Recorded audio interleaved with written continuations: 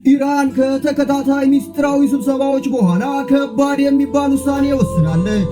እስራኤል የኢራንን አከርካሪ አጥንት ይሰብራል የተባለለት ከባድ ጥቃት ዛሬ ፈጽማለች።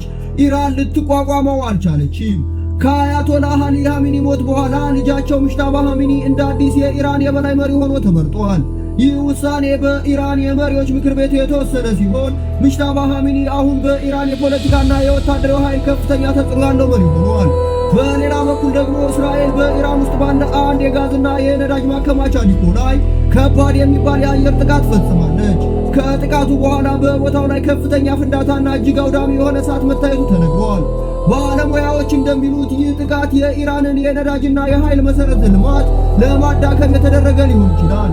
ኢራን በበኩሏ ይህን ጥቃት በከባድ ቃላት አውግዛ የአጸፋ እርምጃ እንደምትወስድ አስጠንቅቃለች። ይህ ሁኔታ በመካከለኛው ምስራቅ ያለው ውጥረት እንደገና እየጨመረ መሆኑን ያመለክታል።